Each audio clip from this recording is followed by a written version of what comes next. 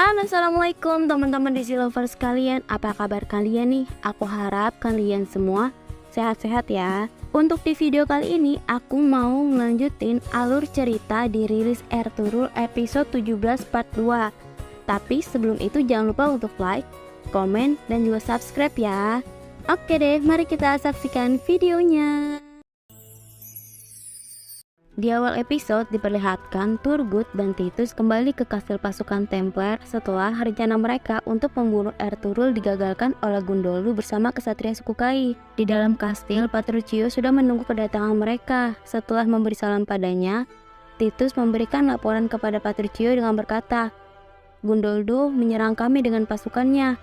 Petruchio pun yang terlihat marah, lalu ia bertanya, "Dan Ertugrul?" Lalu Turgut menjawabnya, "Dia masih hidup." Tampak marah dengan berita yang diberikan pasukannya itu, Petruchio pun pergi meninggalkan mereka. Dan Gundoldu sedang bersama Sulamasya di tenda utama perkemahan suku Kai.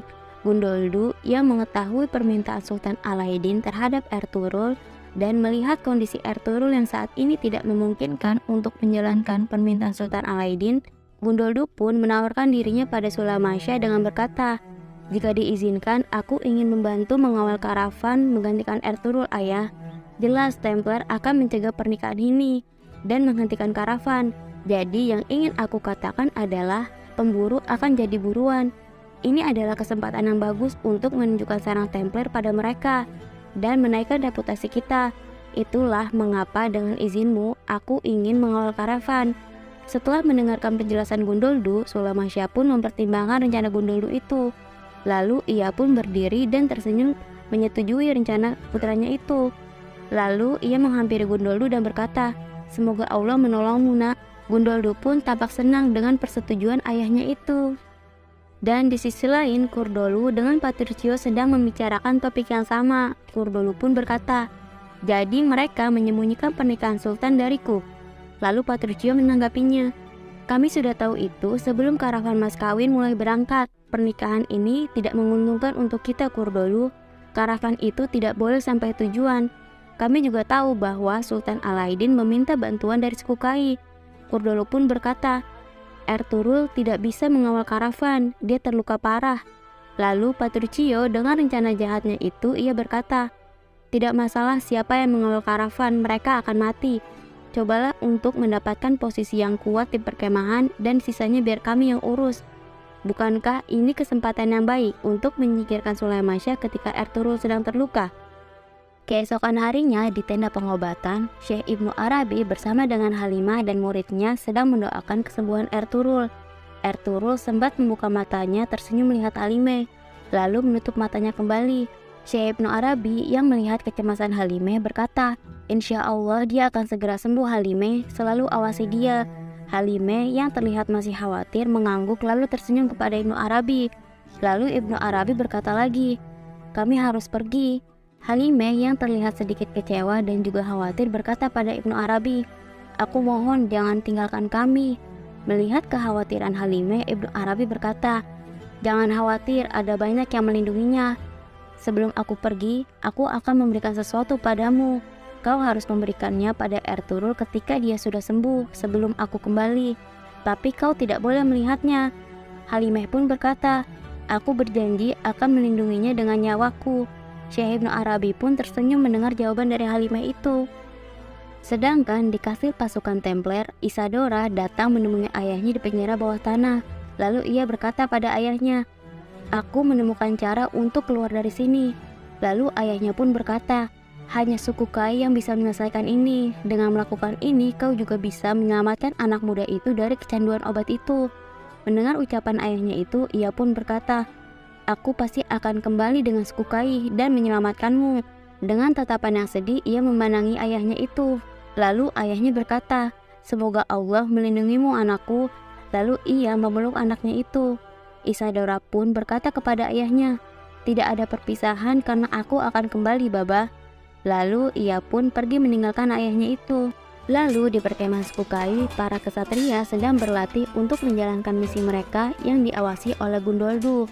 Lalu tak lama Kurdolu datang menghampiri Gundoldu dan berkata, "Ada apa, Gundoldu?" apa kau akan menyembunyikannya seperti ketika kau menyelamatkan Ertugrul? Lalu Gundoldu menanggapinya, aku sepenuhnya percaya padamu, Paman. Utusan Alaidin akan datang. Aku akan mengawal mereka dari pegunungan Aleppo sampai Damaskus. Alaidin ingin menikahi keponakan penguasa Damaskus. Kurdolu yang berpura-pura seperti ia baru saja mendengar kabar ini berkata, wah, sebuah aliansi yang besar. Tapi jika Templar mendengar rencanamu, kau akan mendapatkan kesulitan.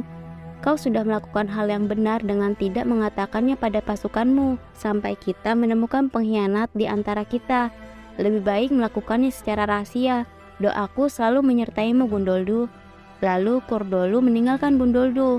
Setelah kepergian Kurdolu, Gundoldu memanggil Hamzah dan memberinya perintah kepadanya dengan berkata, pergilah sekarang dan siapkan penyergapan di perbukitan Aleppo. Aku akan mengambil jalan lain ke Damaskus.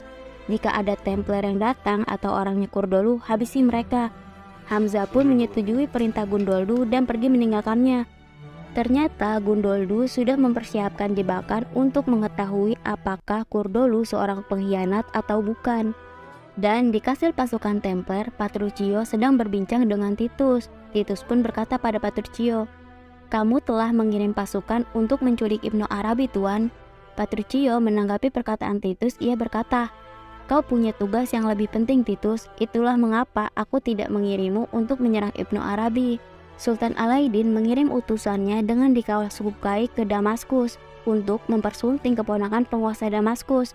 Utusan karavan dan Gundoldu yang mengawal mereka tidak ada satupun dari mereka yang boleh selamat, Titus. Titus pun dengan senang hati menerima perintah dari Petruchio itu. Dan di sisi lain, Ibnu Arabi ketika beliau sedang dalam perjalanan meninggalkan Sukai, terlihat ada beberapa orang dari pasukan Templar yang mengikutinya. Lalu ketika mereka menyergap Ibnu Arabi dan muridnya, mereka meminta Ibnu Arabi untuk menyerahkan tasnya untuk mencuri peti pusaka milik Ibnu Arabi. Ibnu Arabi tanpa segan memberikan tas miliknya. Alhasil apa yang mereka cari tidak dapat mereka temukan. Tak lama, kaki tangan Kardinal Thomas yang diperintahkan untuk mengikuti Ibnu Arabi menghampiri mereka dan berkata, jangan ganggu orang tua itu, lanjutkan perjalanan kalian. Seolah ia ingin membantu Ibnu Arabi. Tak terima dengan perintah darinya, pasukan Templar pun menyerangnya. Seluruh pasukan Templar dapat dikalahkan olehnya. Lalu ia langsung menghampiri Ibnu Arabi dan berkata, aku telah berbuat salah padamu, maafkan aku. Ia pun mencium tangan Ibnu Arabi dan berkata lagi, izinkan aku untuk menjadi muridmu, berjalan di jalan yang benar bersamamu. Ibnu Arabi tanpa prasangka buruk apapun padanya, akhirnya ia tersenyum menyambutnya. Lalu di perkemahan suku Kai, Kurdolu menghampiri Selcan di tempat pembuatan permadani. Lalu Selcan bertanya padanya, apakah Gundoldu melempar umpan? Kurdolu menjawabnya, iya, dia pikir aku akan pergi menemui Templar untuk memberitahu hal ini. Dia akan sadar kalau dia akan salah. Jangan khawatir, semua kecurigaan akan pergi. Selcan yang tidak mengerti rencana dari Kurdolu bertanya padanya, bagaimana caranya? Kurdolu tersenyum dengan rencana likiknya dan berkata, hari ini pengkhianat di perkemahan akan terungkap. Setelah itu kau akan melihat keributan di dekat planet Ertugrul. Apa yang akan dilakukan Kurdolu terhadap Ertugrul? Mari kita saksikan di video selanjutnya.